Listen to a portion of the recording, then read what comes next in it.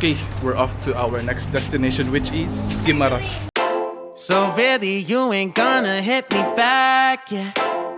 Now it's all just you got me on blast, yeah. Merong mga kamay doon. Ay, dito pala. Merong mga kamay doon na nag-aalok ng ganitong ticket. Tapos doon mo nababayaran sa sa mismong ferry. Dito kami sa may City Mall, City Gate ba to? Meron dong doon sa gate. Bago ka pumasok sa terminal, may mga kamay. May mga kamay doon na pwede kang kumuha ng ticket, 30 pesos lang daw. Tapos mga I think 20 minutes na tayong biyahe papuntang Guimaras. Tapos may binigay na ticket. Ano yung sure ticket? Ganito. Ganito yung ticket. Tapos sa boat na lang daw babayaran. Tapos may binigay din na ano to? Parang pamphlet, no? Iba yung presyo na. Iba ang presyo ng aircon, iba ang presyo ng... Iba yung presyo ng aircon. Yung sa aircon ay 30 pesos. Yung hindi aircon ay 25. Ito yung mapa of Guimaras. This is where we are. Doon kami sa medyo social na boat. Wow! Doon sa medyo social na boat kasi may aircon. Dito kasi yan. Dalawa kasi yung windows doon, diba? Yung isa medyo... Yung isa, ganito lang yung mga boat nila, ganyan. Tapos yung isang window, nag-offer sila nung mga may aircon sa loob. Okay, let's go!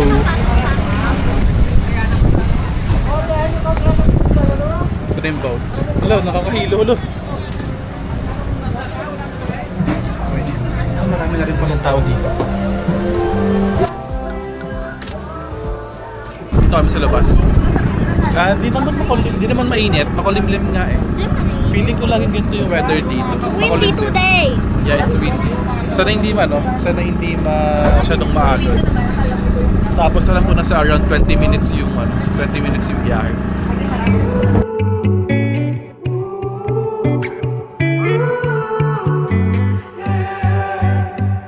These skies have a different light, white noise that keeps me up at night. I can't help but think back to you. I wish that I could find a face that I would recognize. I replay the memory of you. It's been hard. Ito na si Kuya na niningil ng nung pamasahe. Bibigay mo lang yung kaninang nandun sa binigay na sa port. Ayun, 20 pesos pag nandito sa 25 pesos dito sa labas. Tapos 30 yata doon sa loob kasi aircon or may electric fan. Eh pag bata daw, ito si Kaden. O yun na, ikaw na. Libre lang siya. Libre lang si Kaden pag bata. Adult lang yung may bayad. Ang ganda ng view. Dito na kami sa port. Parang wala naman 20 minutes. Sorry. Parang hindi naman umabot ng 20 minutes yung biyahe. Parang mga 10 lang. 10 to 15 minutes siguro. Tapos yung next challenge is paano kami makahanap ng tour. Sa Facebook kasi nakita ko 3,000. Dito, let's see kung magkano. Kailangan mo mag-register pagka non-resident ng Guimaras. Tapos, di ko sure nakita niyo doon. Medyo marami na nagbabantay. Mga nag-aabang na nga. Hindi ko sure kung mag-aalok ng tricycle or ng multicab. Yung goal namin is multicab. Kasi nga, doon sa Facebook, 3,000. Let's see. May nakita si Ate Celine daw. Parang 1,600 yung multicab na rent. Tapos the whole the whole day na yung rent nun. Tapos, may mga entrance fee lang pagka magbe-beach. So, we'll see kung anong mangyayari. So, yun na nga. Nag-Everest kami. 3,500 pero the whole day na. Tapos bahala na si Kuya sa amin. Ikaw na bahala Kuya sa amin, ayun. Tapos ayan, ganito yung multicab. Yan, since ilan kami, lima kami, isang child. At least ito aircon na rin kahit paano. Let's go.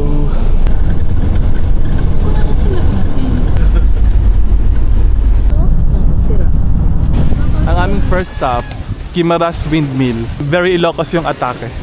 Yan, dyan. Compare the comparison. Ano daw? Compare the comparison. Ang laki niya pala, no? Narinig mo yung swing ng... Oo. Rinig niyo ba yung swing ng LEC? Bawalan daw dun sa baba kasi baka mahulugan ka ng LC. Tiyan. Bawal daw kasi dun sa baba kasi bawal. Bawal sa baba kasi bawal. So wag na tayong sumunod. Ay, Pag wag na tayong pumunta kasi nga bawal. Huwag mo na alamin, basta bawal. Basta bawal. Kasi pag nalaman mo, it's still bawal. So bakit mo pa alam? Parang hindi ko na matandaan yung pumunta ako ng Ilocos. Na ganito pala siya kalaki. I think mas malaki yung sa Ilocos. I think.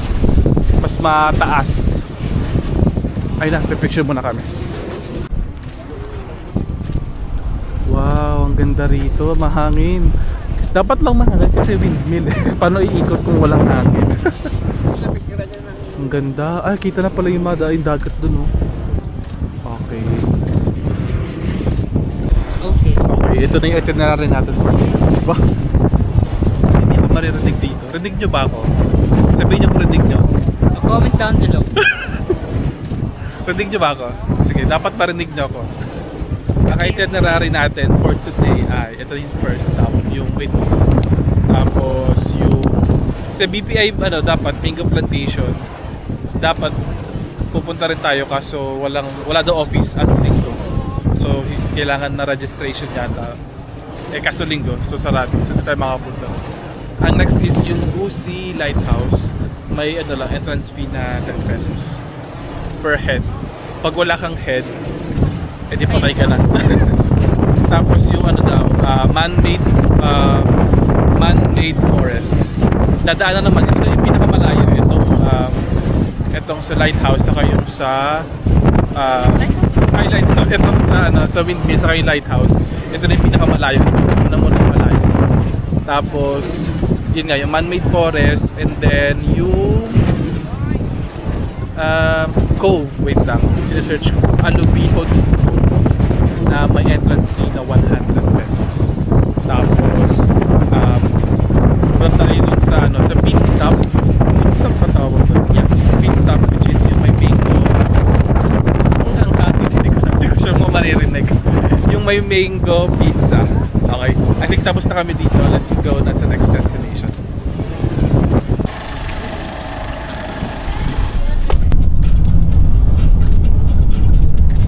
Dito na kami banda sa may lighthouse. Meron na entrance fee na 10 pesos. Tapos sa bata ay 5. Pero binudol ni kuya si kuya. Libre na lang daw. Medyo lang siya, no? Medyo malayo lang siya dun sa may windmill. Siguro parang anong oras na? Parang 40 minutes kami ng biyahe. Medyo malayo siya. This way to the lighthouse. Ang layo niya, B. Malayo ba? Hindi, no lighthouse. Aha. itong pinaka lighthouse, ang layo niya. Dun sa from dun sa windmill. Mga 45 minutes pala. Kasi tinanong ko si ate ko anong oras na. 12 o'clock. Ngayon, 12:45. 12:45 na ba? 47 na nga. So, around 45 minutes. Ang layo. Worth it ba itong puntahan? We'll see. Gusto nyo na ba makita yung lighthouse habang kumakain ako ng ice candy? Okay, eto na. So really you ain't gonna hit me back, yeah. Now it's all just you got me on blast, damn. You're over it, I've been done. We're so toxic, can't get enough. Ooh, I'll go and say it like a mantra. You know what you want, do ya? Oh hell no, I won't play the monster no matter what you tell yourself. I should have known that we could never be friends. I hear you just thought we could, but we could never be friends. We could never Okay, yun na yun. Para siyang lang, na-ruined na siya. Nasira na yung lighthouse, puro kalawang na. Pero maganda yung niya, yung point of view kasi kita mo yung beach dun sa baba saka yung dagat. Ang linaw ng tubig. Okay, tara, baba na tayo. Next destination, Alubihod Cove. I think meron ditong entrance fee na 100 yata. We'll see.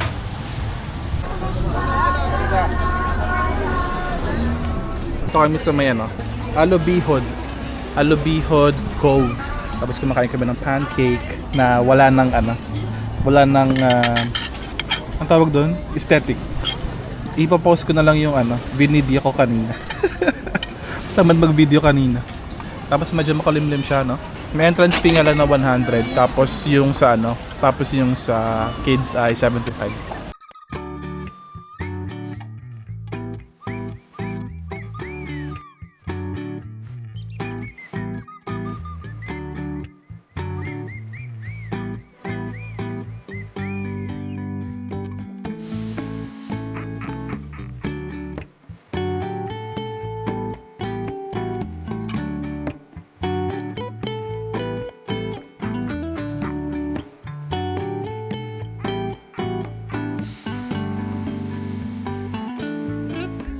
Ito kasi yung ano, ito yung restaurant. Tapos dito tayo sa ilalim tuloy. Pupunta tayo dun sa ano, dun sa parang cave. Cave ba yan? Hindi.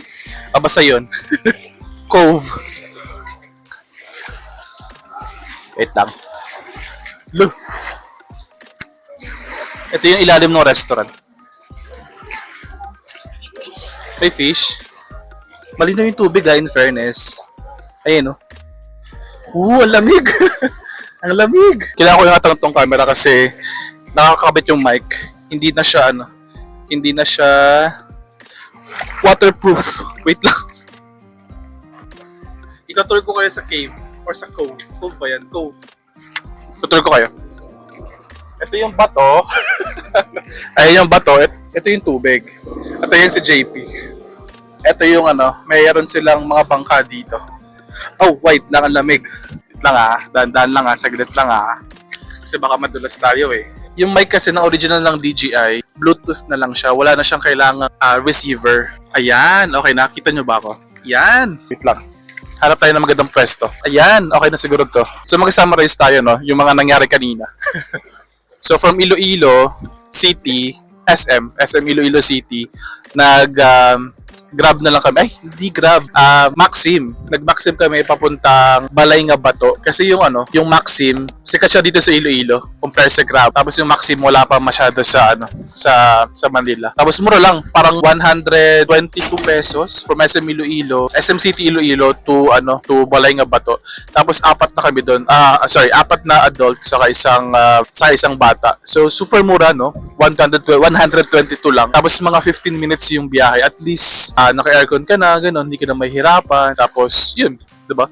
Kesa mag-jeep or mag-transfer. Nagtanong si JP dun sa guard, saka dun sa mga jeepney driver. Hindi nila alam kung paano pumunta dun sa Balay nga Bato. Or hindi ko sure kung hindi sila familiar dun sa Balay nga Bato na ano, na restaurant. So after nun, pumunta na kami dito sa ano, sa port. Pangalan ng port ay kalimutan ko. Ilalagay ko na lang dyan sa screen yung hindi, Parola, City Gate Parola. So from Balay nga Bato, pupunta kami dun sa City Gate Parola. Nag-Maxim lang ulit kami. Tapos same driver. Same driver yung nakuha namin. Ano yun? 200, 220 yung pamasahe. Medyo malayo rin din naman. Diba? Sulit na rin kasi again, tapos kasi mag-bus kami or mag-jeep. Tapos apat naman kami na maghahati. Tapos may kasama kaming bata. So comfortable. I think yung trip natin puro ano we're choosing convenience and comfortability compare sa pagbabudget.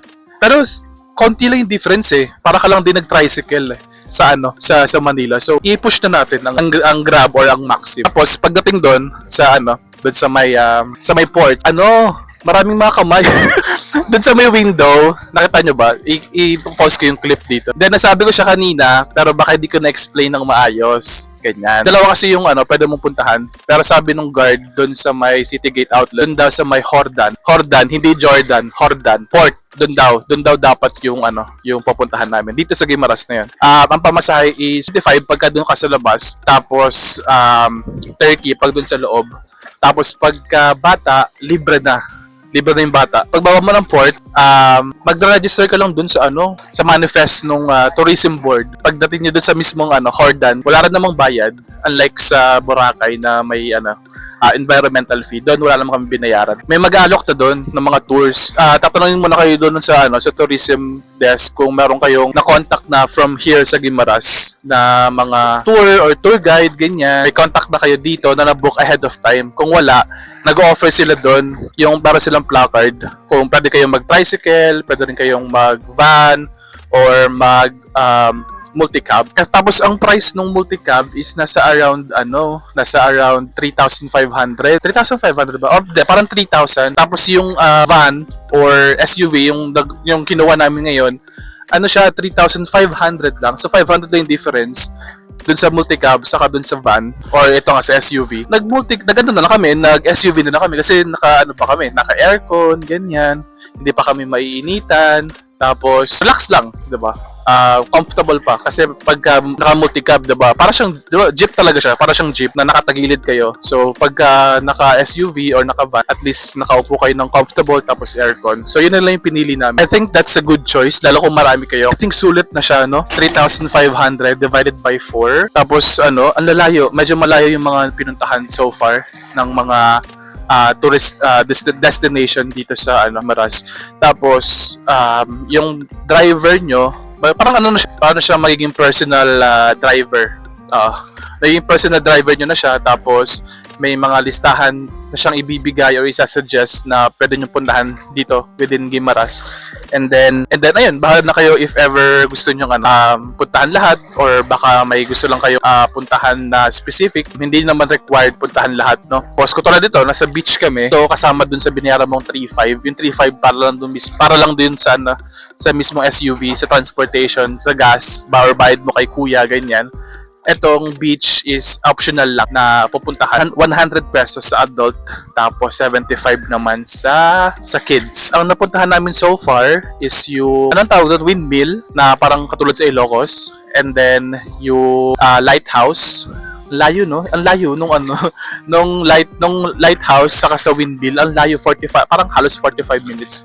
Wala palang traffic dito sa Guimaras, no? Tapos dun sa from lighthouse, Alobihod Beach, malapit na lang siya. So ayun lang so far. Ayun pa lang so far na pupuntahan namin, na around 2 PM or 2:30 ganyan. Tapos ang next na pupuntahan namin is yung sa Capitol ng Guimaras. Yung may nakalagay I love Guimaras. Pwede doon mag-picture lang, and then after nun, ang last stop siguro namin is mag-snacks kami or mag-merienda dun sa pit stop. Ang pwede mo dong makain is yung mango pizza. Yan. Excited ako dun. I don't think mayroong ganun sa mayroong ganun sa Manila. Meron ba? Hindi ko sure. Excited ako dun sa mango pizza. And now we're here. Tambay lang kami. Siguro alis kami dito mga around 4 PM. After nito sa Guimaras, may nirent naman kaming sasakyan doon na sa Iloilo. Kasi bukas pupunta kami sa Garin Farm. So yeah, that's gonna be for another vlog. Pero kailangan mga around 6 or 6:30 kailangan makatawid na ulit kami ng Iloilo kasi ipipick up namin siya doon sa City Gate Mall. So yeah, I think that's it. Nag-swimming muna ako. O kami, hinantay na ako ng JP. Kasi ang dami kong sinabi dito sa vlog, nag-summarize tayo. Okay. Sige, mag-swimming muna ako. Okay lang ba? Wait lang, natatakot ako kasi puro bato dito. Okay, let's go. O, diba? Struggle ang paglabas. Makuha lang yung magandang view kung saan pwede mag-vlog. Ay, may crab! Hala! May crab! Nakita kayo ng JP to? Laki! Nagka-crave pa naman siya ng seafood. Ay, nakita niya ba? Hala, nasa na siya? Nawala na. Hulihin namin. Joke lang. Wait. Medyo makulimlim ngayon dito sa Guimaras. Kanina umaambon. Actually ngayon umaambon pa rin. Pero hindi naman ganun kalakas. Ngayon? March 23. Medyo makulimlim. Since kahapon, pagdating pa namin sa Iloilo. Asan si Kaden? Putang ko si Kaden saka si JP. Hala, yan. Lumalakas na yung ambon. Andun sila. Ay, binabaon si Kaden. Asan na si Kaden? Kaden!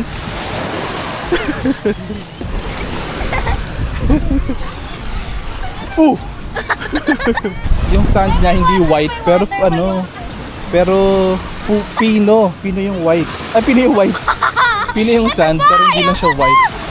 Sarap mag-swimming. Okay, mag-swimming na ba tayo? Let's go. Dito kami nakatambay sa may restaurant. Doon ako nag-vlog Yan, doon ako nag-vlog.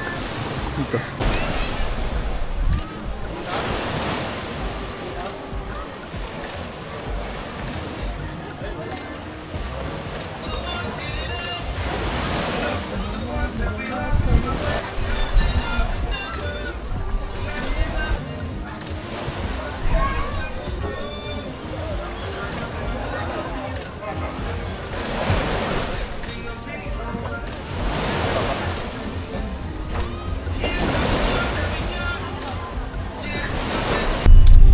hapon sa Guimaras. Inulan na naman kami.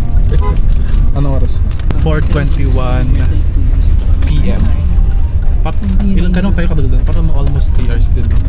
Almost 3 hours din dun sa beach. Ninong share. Tapos pupunta kami na Meron pa sa bag.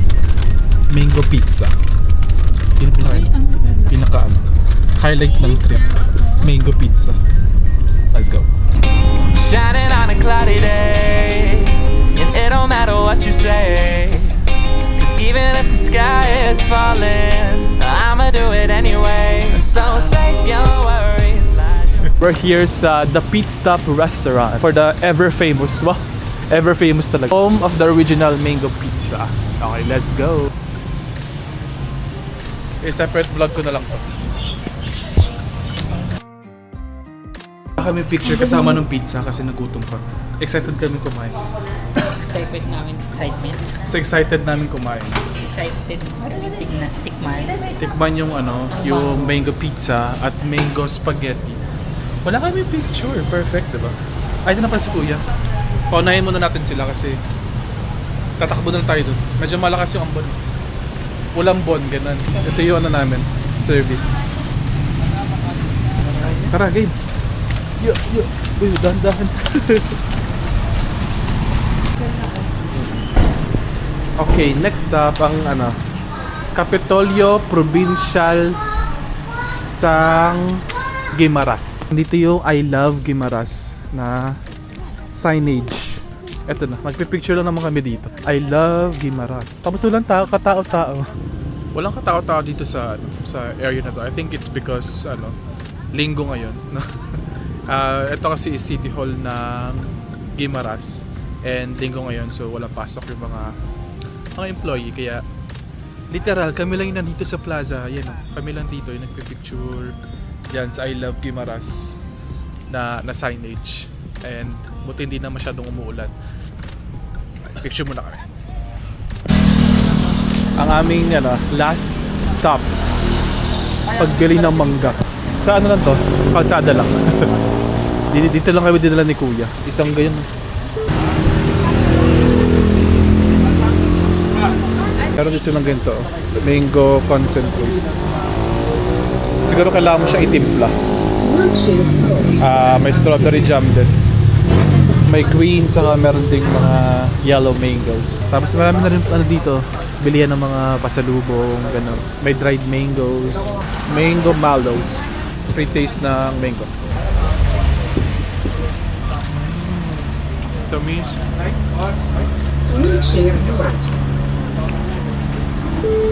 Tamis, walang halong asin. Sobrang tamis. Sarap. Ano to? 250 pesos per kilo. Sarap. Ang 150 per kilo na mangga. Ito. Medyo lang siya. Green pa ng kaunti. Nabi ni Kuya, yung baka daw to ng asukal dati na nasira na. Okay, ito na yung bangka. Bangka ba yan o barko? Basta yung ship ng tatawid sa pabalik sa Iloilo. Yeah, I think I'm just gonna end the vlog here. See you next time.